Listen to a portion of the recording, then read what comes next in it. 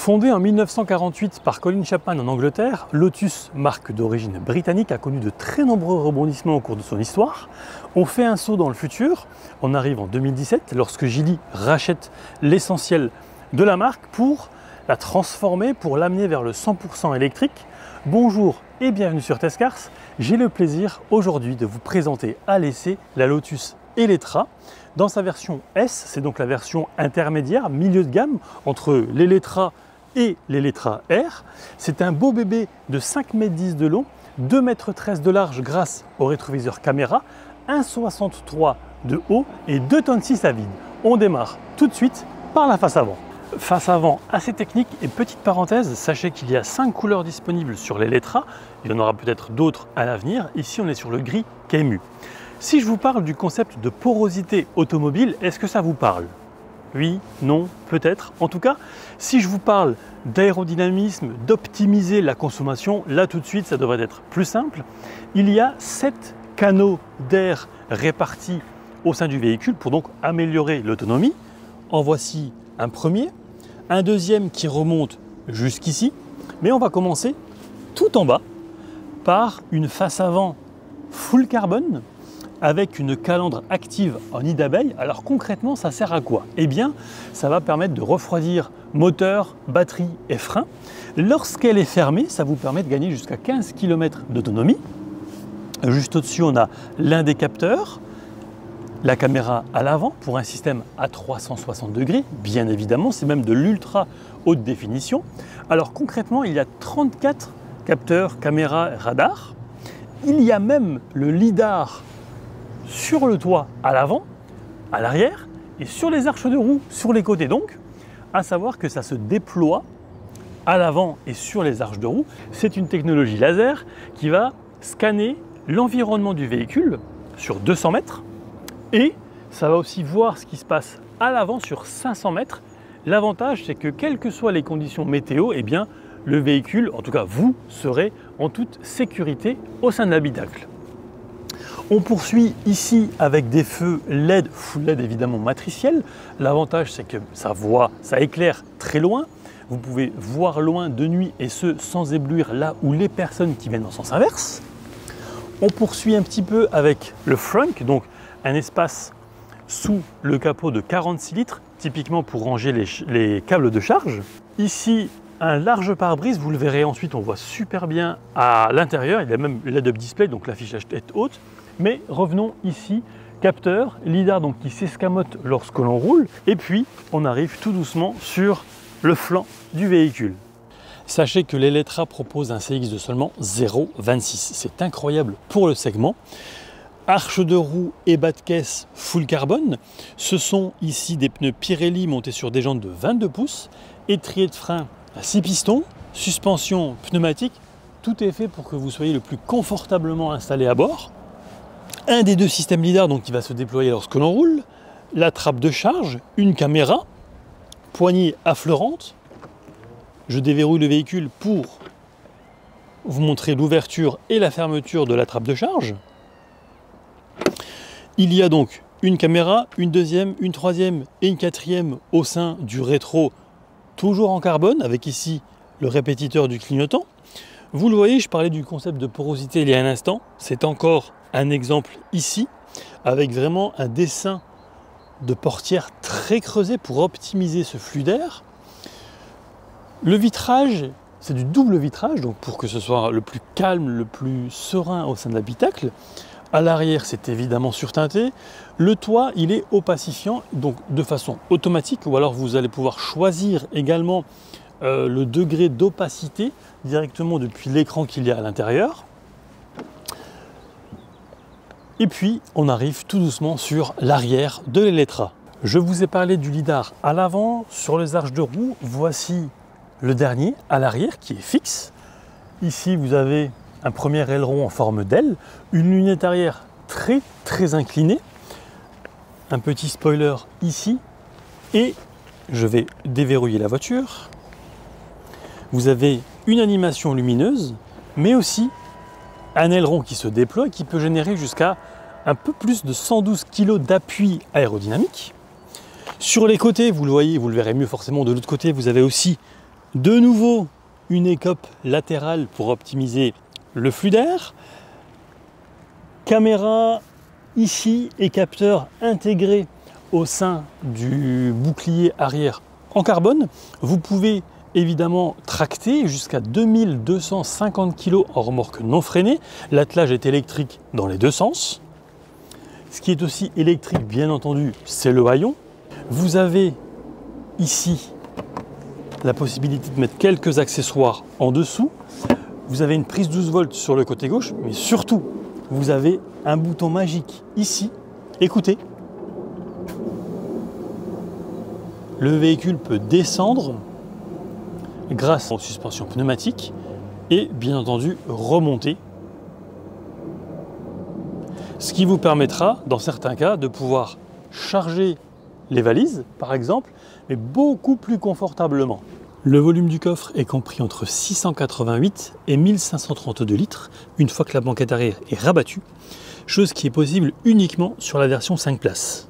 Et je vous propose maintenant qu'on s'intéresse aux détails intérieurs du véhicule, mais avant de pénétrer au sein de l'habitacle, j'aimerais vous montrer le système, le mécanisme de soft close, qui en fait est très simple. Vous ouvrez la portière, et si par exemple vous ne la fermez pas correctement, eh bien vous le voyez, elle se referme elle-même toute seule automatiquement.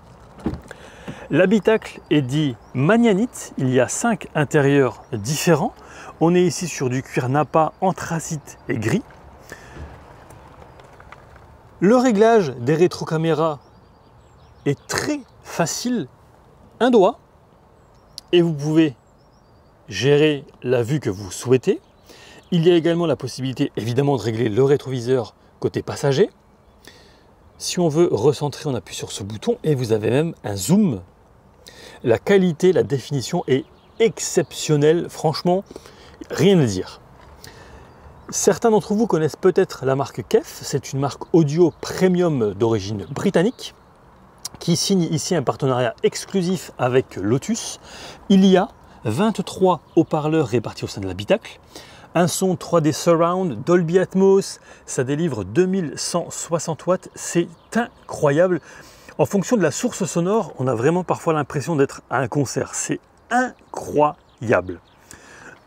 Ici, vous avez donc la possibilité de rabattre le rétroviseur côté passager, verrouillage enfant, les 4 vitres électriques, l'ouverture de la portière que vous retrouverez également ici, l'ouverture du coffre avec de nouveau un insert en carbone. On va tout doucement s'orienter ici avec un seuil de porte évidemment estampillé Elettra, l'ouverture du frunk.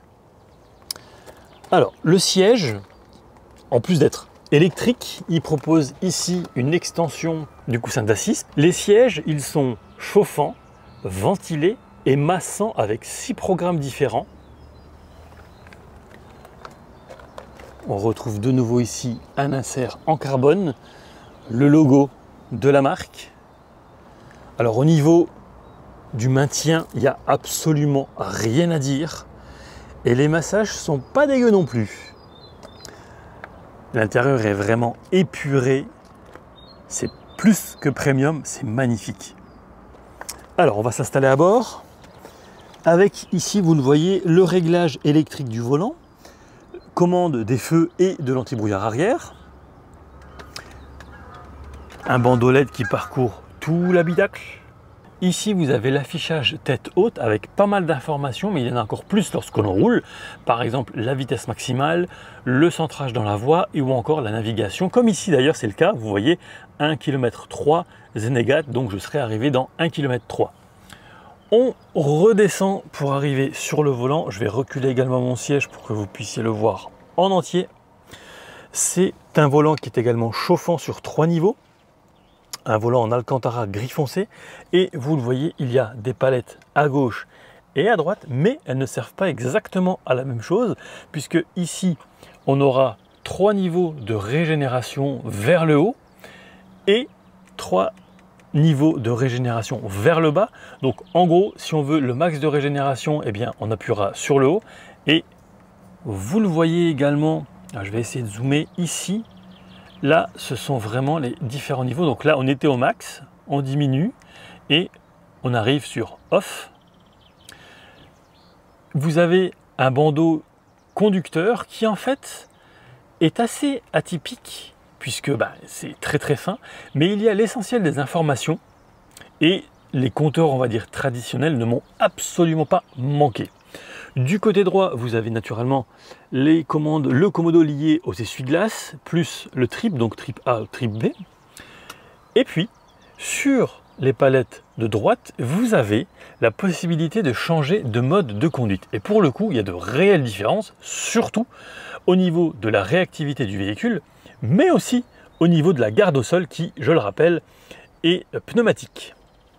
Ensuite, quand vous roulez, vous avez les commandes liées au régulateur de vitesse adaptatif sur 3 niveaux, avec donc dans ce cas-là, les lidars sur les arches de roue et à l'avant vont se déployer.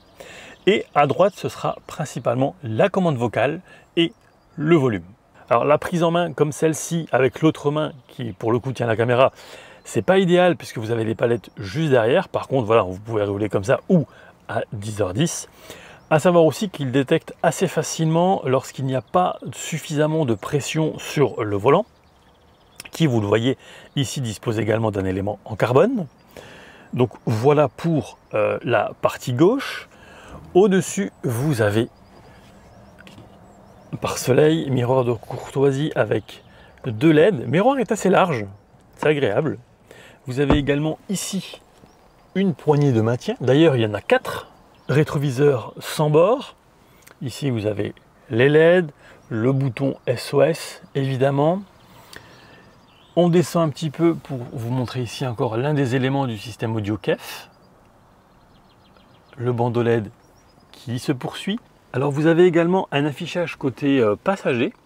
Vous pouvez appuyer sur Play, pause, ou alors simplement l'enlever si ça ne vous intéresse pas, voilà.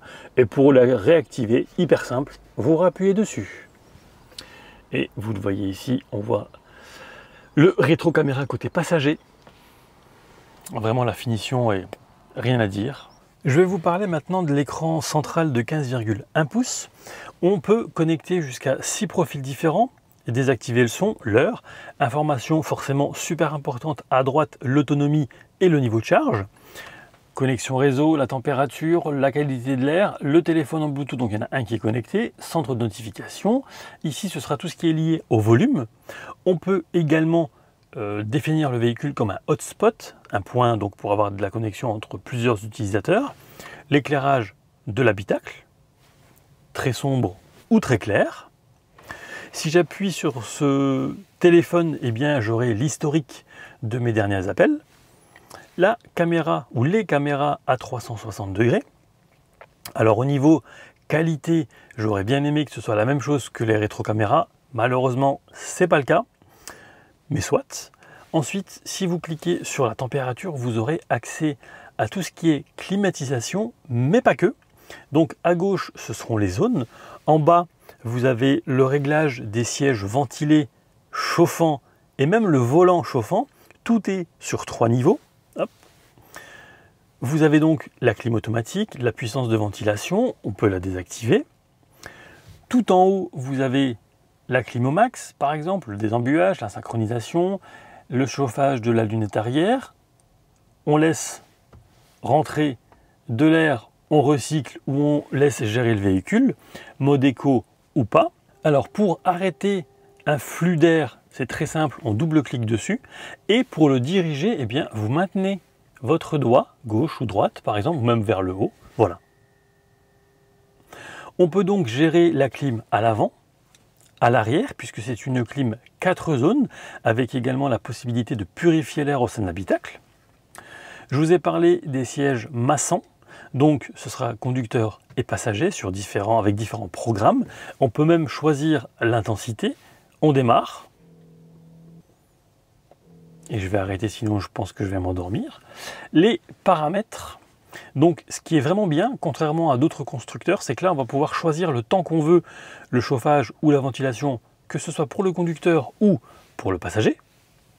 La qualité de l'air, contrôle de surchauffe de l'habitacle, on peut aussi la surveiller, la qualité de l'air, et même activer automatiquement la clim lorsque le pare-brise est embué. On revient sur le menu lié à la climatisation, ici, hop, à l'avant, voilà. Donc, facile, il faut juste prendre le pli, mais c'est extrêmement rapide. Ensuite, le menu navigation.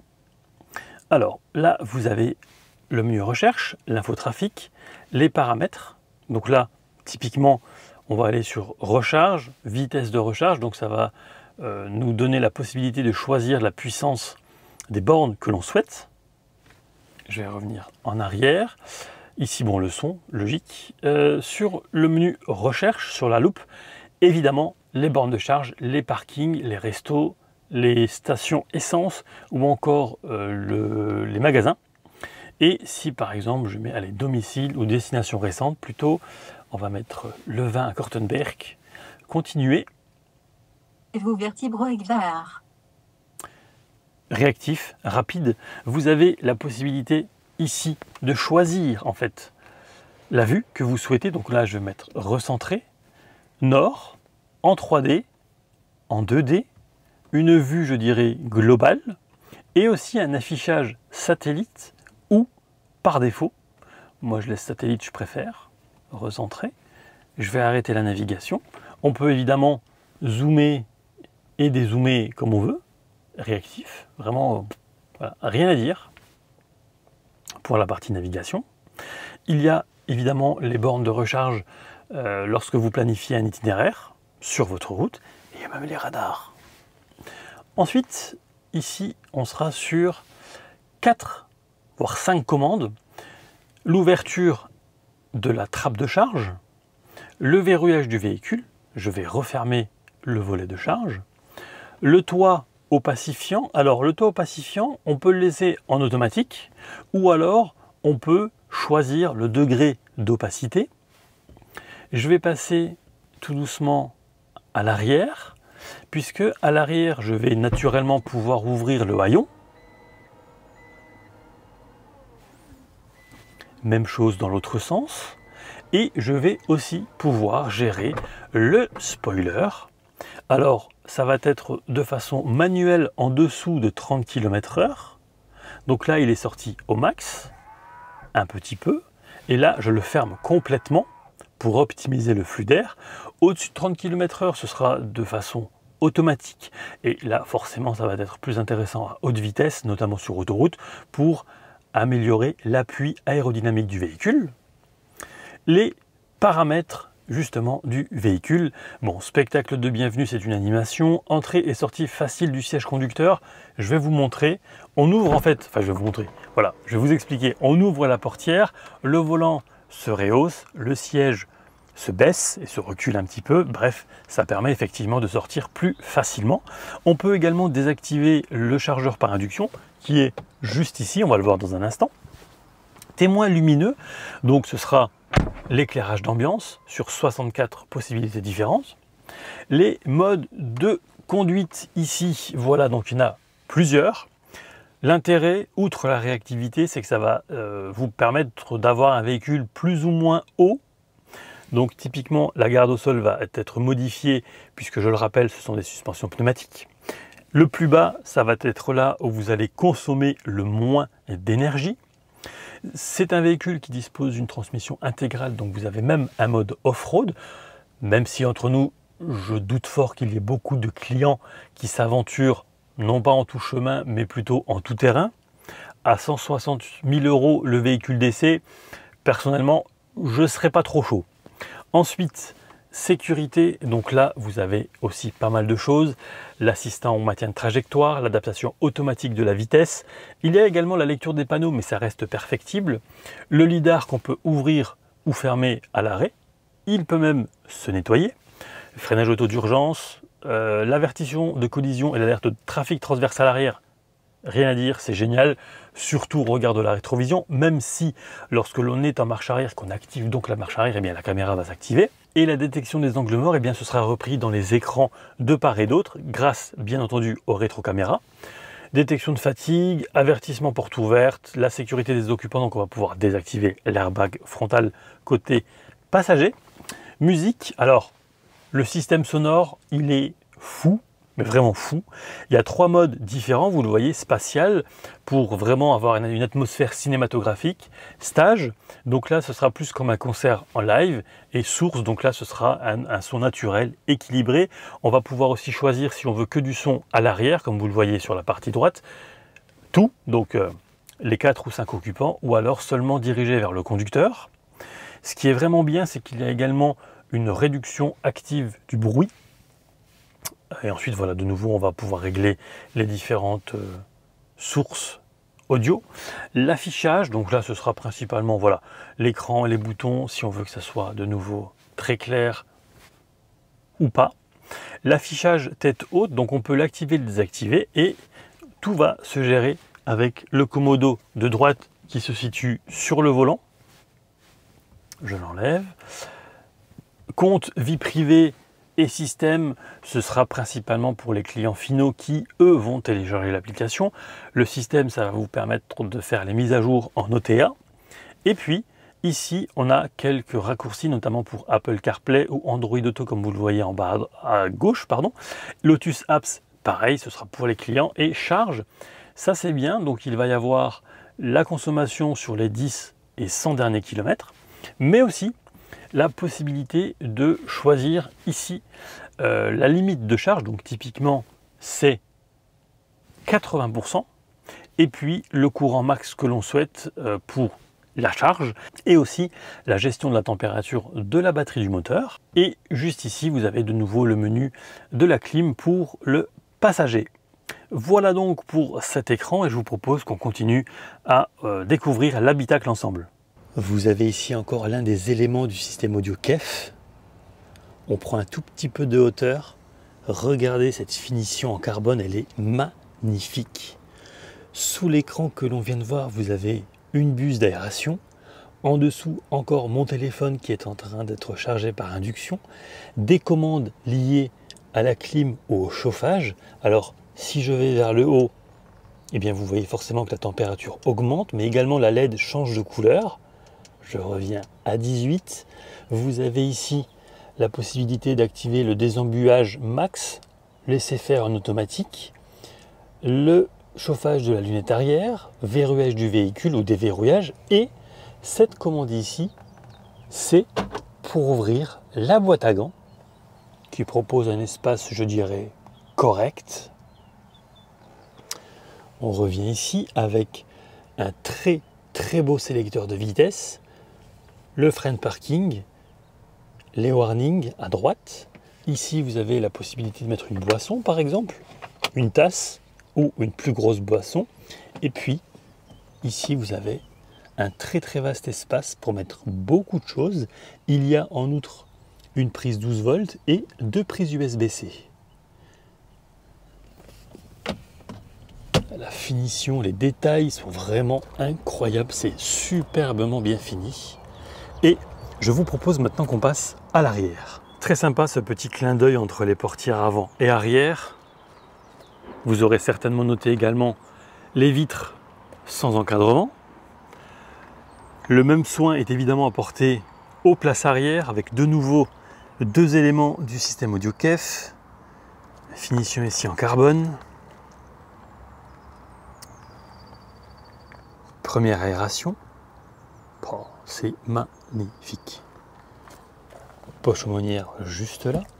Vous avez une commande pour la banquette à l'arrière qui va gérer l'inclinaison du dossier.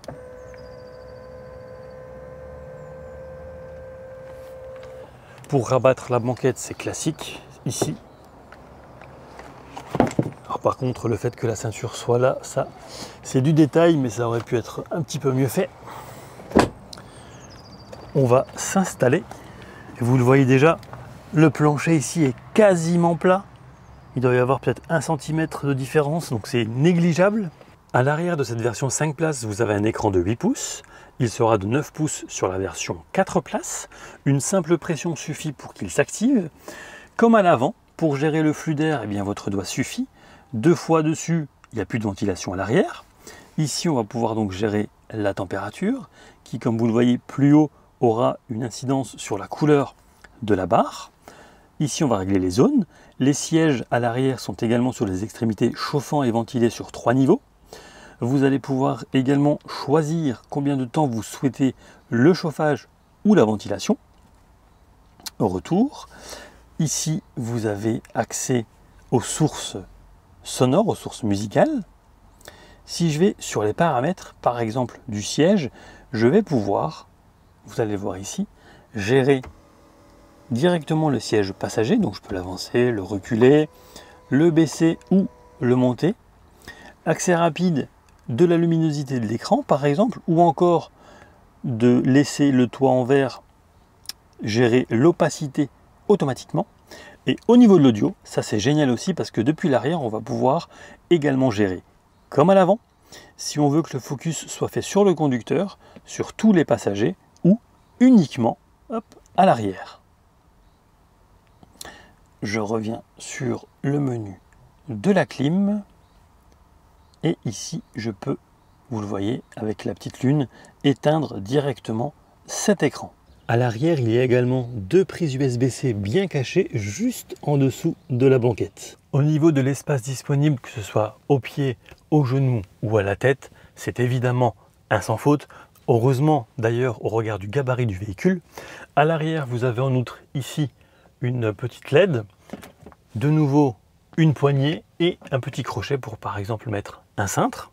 Et vous avez en outre au milieu un accoudoir central avec ici un petit rangement et si on appuie ici un double porte-gobelet.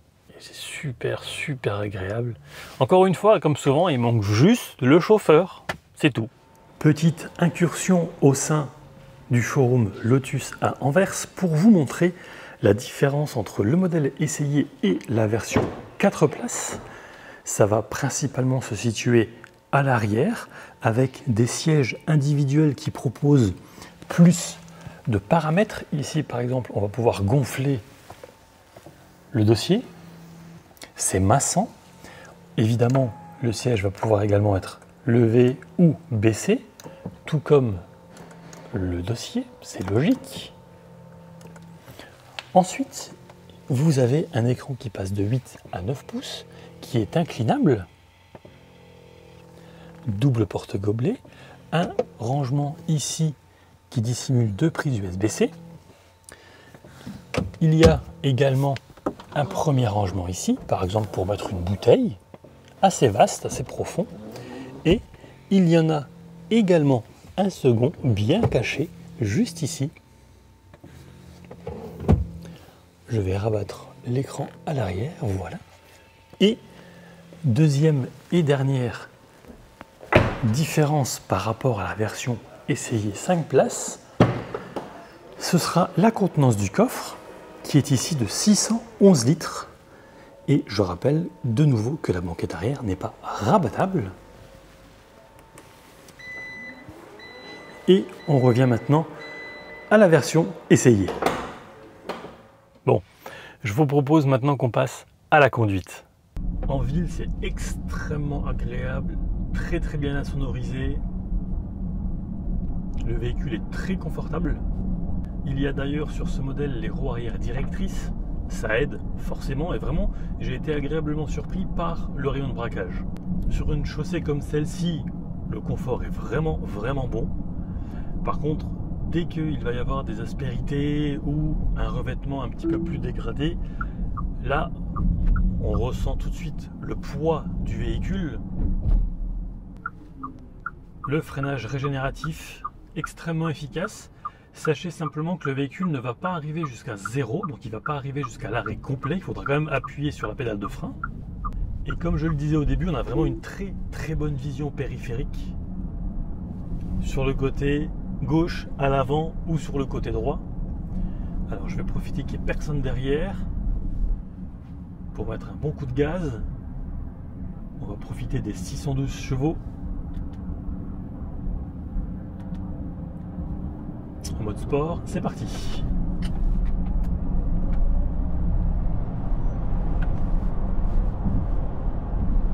Ça pousse vraiment très fort. 612 chevaux, 710 Nm de couple, un 0 à 100 expédié en 4 secondes 5 pour une vitesse max de 258 km/h. Ah, dans les voies d'insertion, c'est très sympa. Après voilà, c'est pas forcément l'idée avec ce genre de véhicule, on va plutôt privilégier l'autonomie. Alors je vais mettre maintenant le régulateur de vitesse adaptatif. Vous aurez certainement entendu un bruit d'air, c'est le lidar qui sort, qui s'escamote. Alors aujourd'hui c'est une journée avec un tout petit peu de vent. Je trouve malgré tout qu'il y a pas mal de bruit d'air, pas mal de bruit de vent. À plus forte raison encore lorsque le lidar sort à l'avant. À savoir qu'en descente, eh bien, la vitesse peut dépasser celle que vous avez programmée sur le régulateur de vitesse adaptatif. C'est dommage, donc il faudra être vigilant. Alors là, je lâche le volant volontairement pour vous montrer un petit peu comment fonctionne le centrage dans la voie. Assez rapidement, le véhicule va me demander de reprendre ou de remettre les mains sur le volant. Voilà, tenez le volant est indiqué ici en orange. Ça devient rouge avec une alerte aussi sonore. Je vais volontairement laisser faire le véhicule.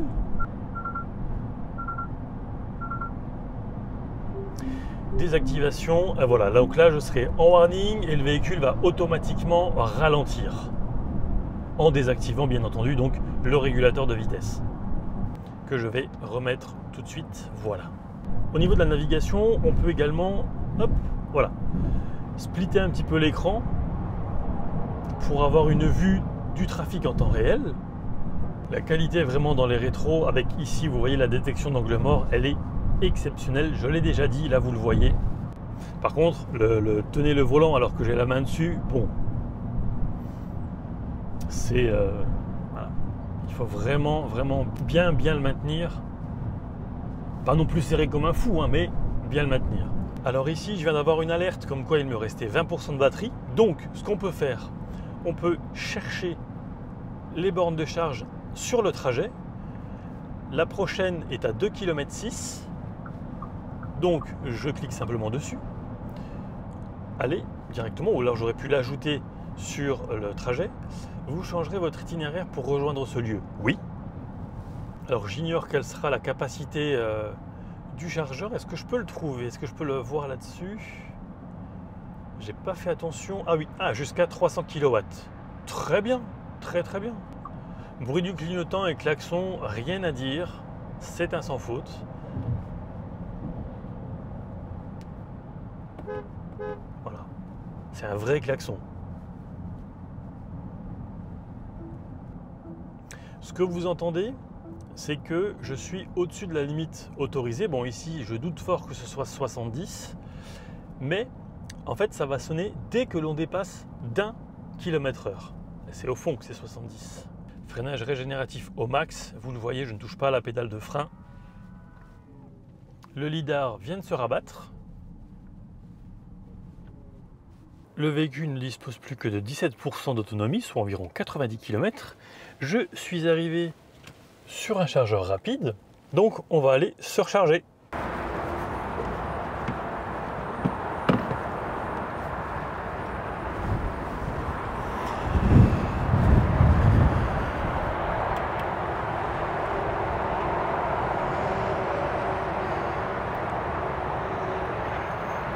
En principe, sur une borne rapide, il lui faut seulement 20 minutes pour passer de 10 à 80%.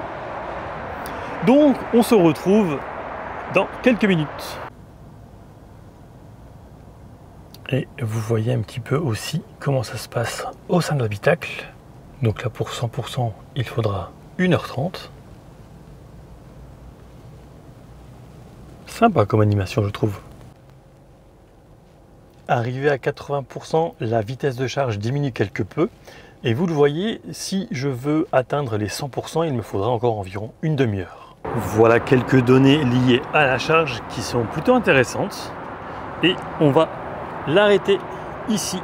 La Lotus Eletre propose en outre une assistance routière ainsi qu'une garantie de 5 ans ou 150 000 km. Une garantie des composants haute tension, donc typiquement la batterie de 8 ans ou 200 000 km. Et enfin une garantie corrosion de 12 ans.